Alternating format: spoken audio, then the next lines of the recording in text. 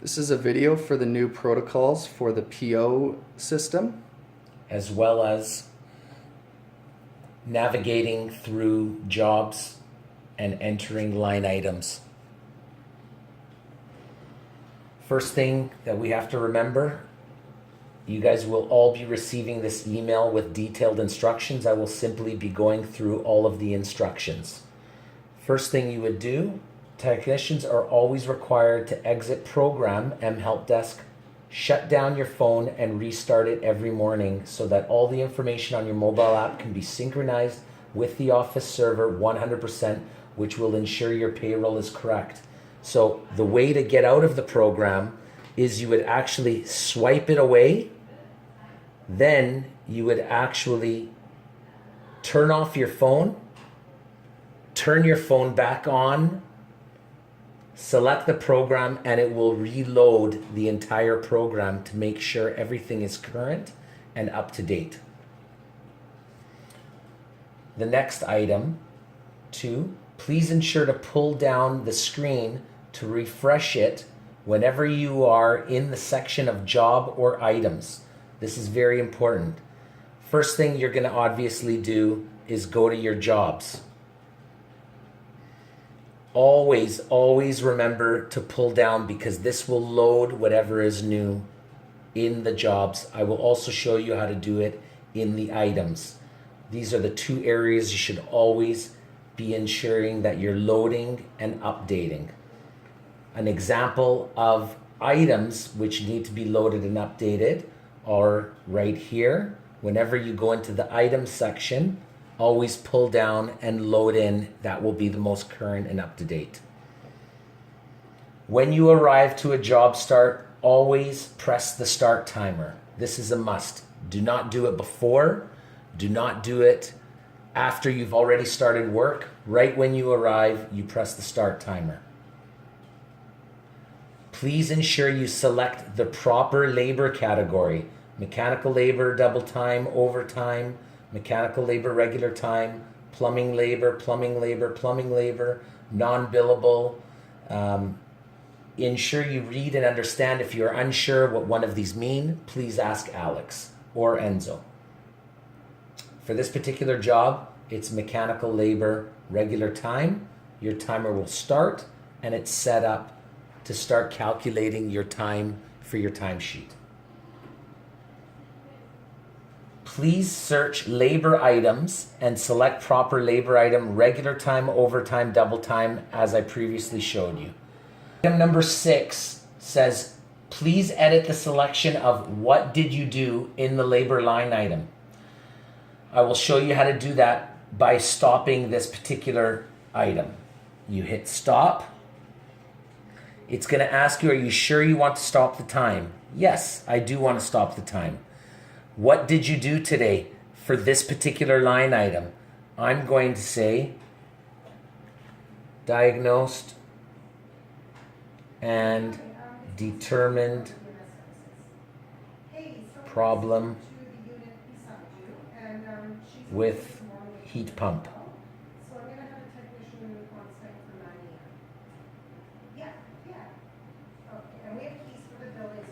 You're going to hit save. It will automatically log your time. Now, one item that I'm going to show you later is how to enter your travel time. However, when you arrive back to site after your lunch or the following day, you will have to start the timer again. That will automatically allow you to choose a new type of labor item or resume your original line item. If you choose resume, you will have to add the date and the item as to what you did. So let's read this.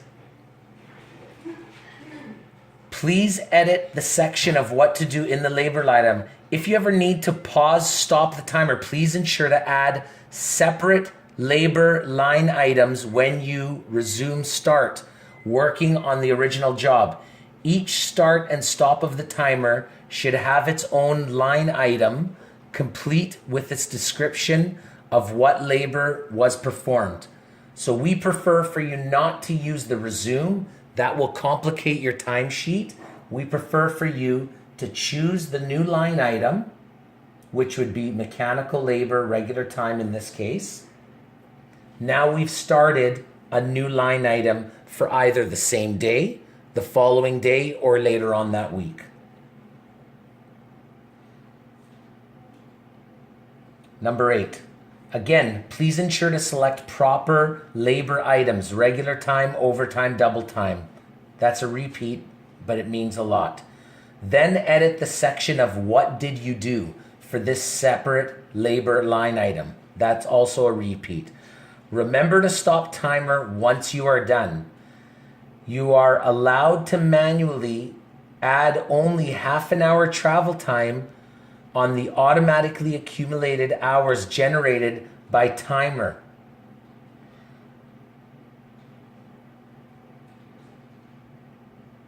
If you work on an estimate job or preventative maintenance service, please ensure your total hours, including the half-hour travel time, not to exceed even a minute for estimated hours.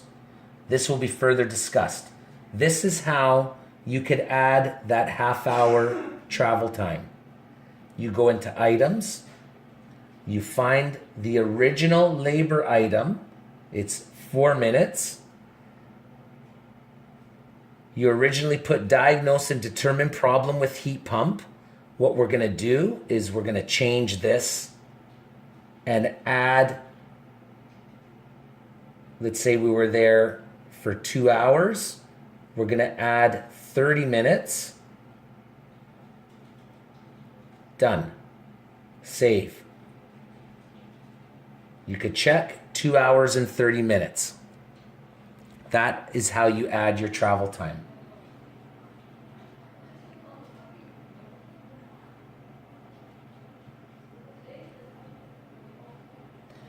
In the case that you require to perform extra work on a quoted job or on a preventative maintenance that has quoted hours, you have to select the line item of required extra material.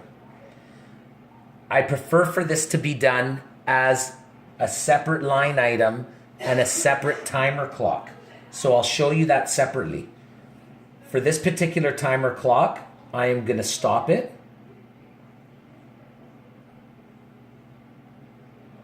Make sure you hit stop. It didn't stop it the first time.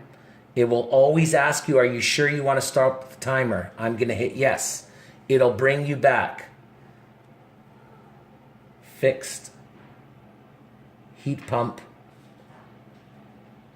as required. Provide as much information and description as possible. Hit save. That line item is locked in. If you want to look at that line item or any other line items, you can do that by going into your line items and it'll show you fixed heat pump as required. Now, back to you require extra work to be performed. Simply, extra work, you could either you hit the start button. What type of extra work? It's going to ask the resume. Never do the resume. Separate, it is mechanical labor, regular time. You do all of the extra work, then you could make the alterations and additions to this. Yes, mechanical labor, extra work on coil as required. You're going to hit save. You're going to go back to that line item to see what you entered. Mechanical labor, time extra. Always remember, anytime you come into these, always pull down and load. It'll update everything. Extra work on coil required. Oh, I could change any other items in this as required. I just do that to automatically load. Please note that 0.25 hours equals 15 minutes, not 25 minutes. 0.5 hours equals 30 minutes, not 30 minutes, not 50 minutes. 0.75 hours, I'll show you an example. Let's go under that last one. I'm going to do an alteration. So this is minutes, this is hours. This is 2 hours and let's use the first one, 15 minutes. Done. 3 hours, 15 minutes is the duration. Please follow that. 30 minutes is not 50 minutes. 0.75 hours equals 45 minutes, not 25 minutes. This is the new item that you all have to be aware of. On every job, once again, anytime I go into my jobs, I refresh. When you are dispatched a brand new job, dispatchers will be pre-adding 3 line items for every future ticket work order. Purchase order numbers given to vendors for a job.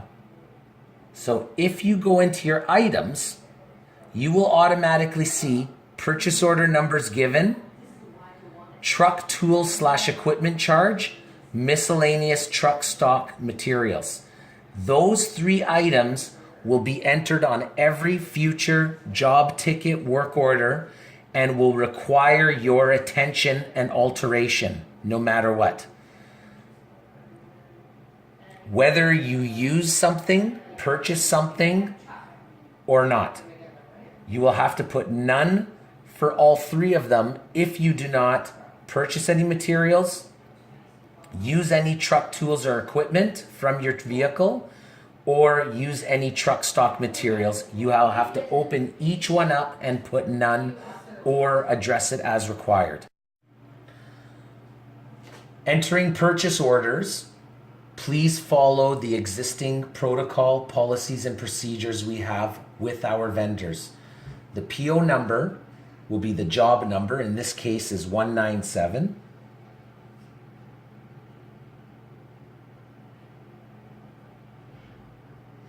Dash. Your employee number, I will use 123 as an example. Dash. This is the first order, so it will be -1. The vendor name is EMCO.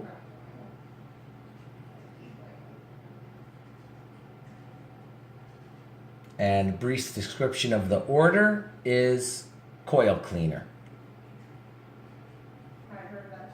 If you have any other orders or have to come back, it will be purchase order number 2, purchase order number 3, and so on. You're going to hit save. Let's check to make sure that your purchase has gone in properly. Swipe down. This is the line item for purchase orders. There's your PO number, vendor name EMCO, brief description, coil cleaner. That purchase is in. Before ever leaving the suppliers, it is imperative you get a priced copy of the invoice and or packing slip. That needs to be uploaded to the job. This should be done by using the camera for the phone and by taking a picture in landscape.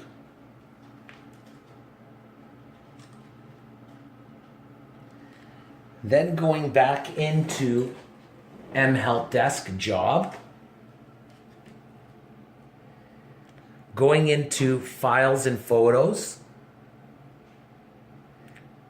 selecting add photos, choose from gallery.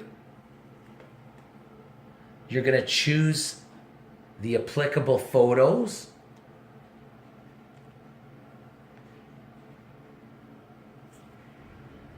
Take a look at it. It's very clear. You're going to hit save.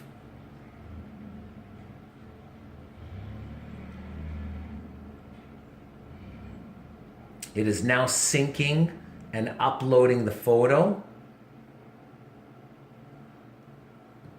Open up the photo and there's a clear picture of the photo, fully legible. Do not add photos directly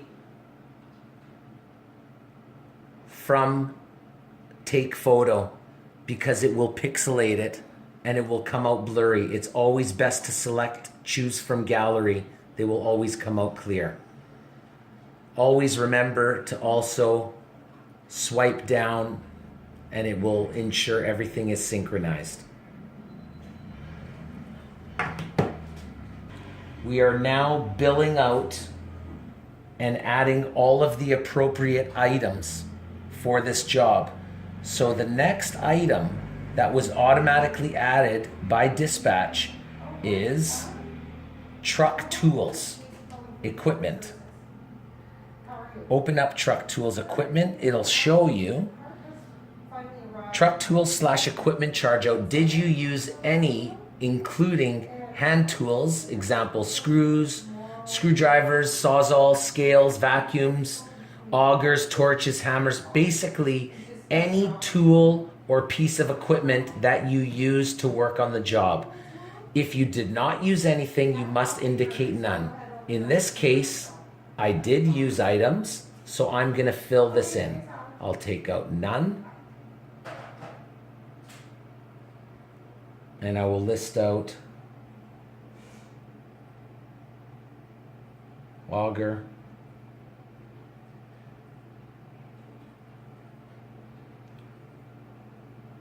vacuum pump,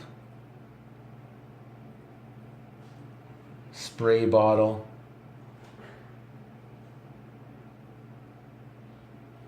so on and so forth. So our invoicing department knows every single piece of tool and equipment you used. You're going to hit save. It'll show you tools, truck and equipment, and it'll show you that, what you have entered. So just to ensure that everything is entered correctly again, go into your tools, truck, it'll show you auger, vacuum pump, spray bottle has been added there. The next item that we will automatically be entering is miscellaneous truck stock materials. Here you could leave the quantity as 1. It will say materials taken from truck stock, detailed description to be noted with the total DMS cost of materials. If not use any, please indicate with none. In this case, we did use, so I'm gonna put copper 90,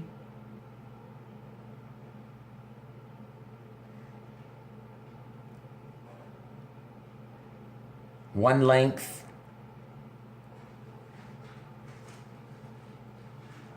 2-inch copper. I've called the suppliers and I know how much this costs. This is $210.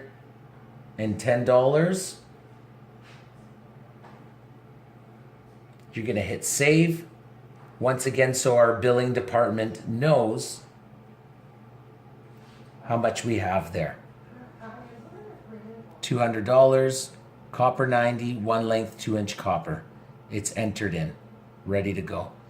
I always like to swipe down. That's going to load and update in the office. Next item. Please note this only 1 item purchase order numbers cover all purchase orders given out for purchase materials, rental equipment, or sub-trade. What line 18 means is you do not need to select multiple purchase order number line items. Always use this for the first order, second order, and third order for purchases, for sub-trades, so on and so forth. It's basically any purchase order numbers given out, we will use that line item. If you need a fourth order or a fifth order, just copy and paste this down below. Number 19. Please note, please provide 3 information for one single PO number given. 1, purchase order. 2, vendor name. 3, brief description of order to be noted. This is already entered for you. Purchase order number, vendor name, brief description of what was purchased.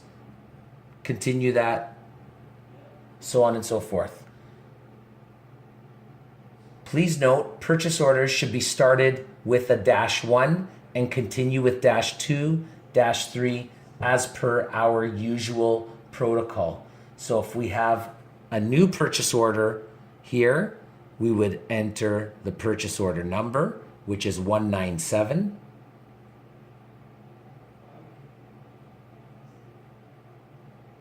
Dash my employee number. This is my second purchase, so -2. Enter the vendor's name, description, hit save. We've completed that. Check what you've entered to make sure. Always remember to load.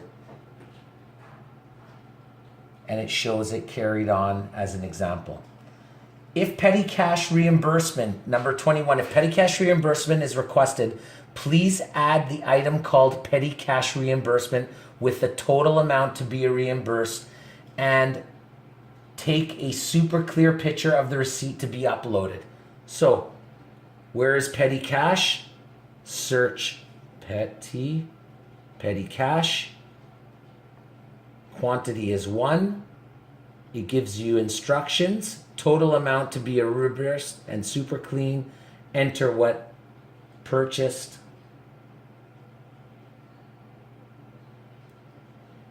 A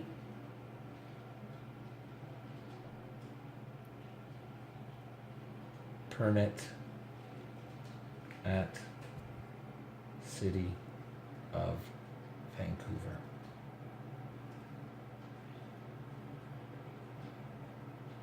$25.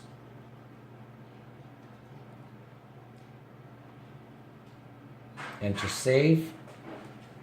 Take a look what you've entered. Petty cash reimbursement. Total amount. Purchase a backflow permit, City of Vancouver. It's all there entered in. Now, always remember that a copy of your receipt has to be uploaded. So simply go into your camera.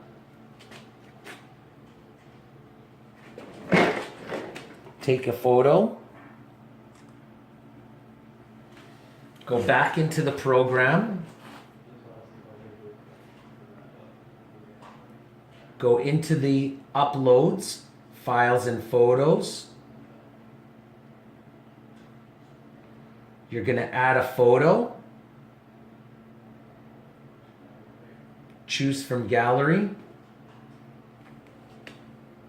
Select OK. It looks very clear. You're going to hit save.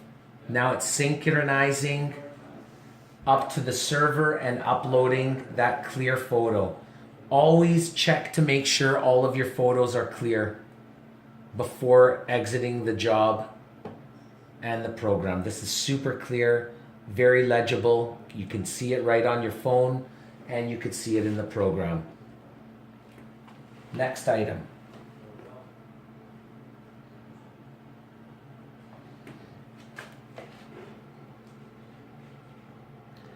You should be able to find the corresponding items for all kinds of costs such as parking fee and bridge tolls.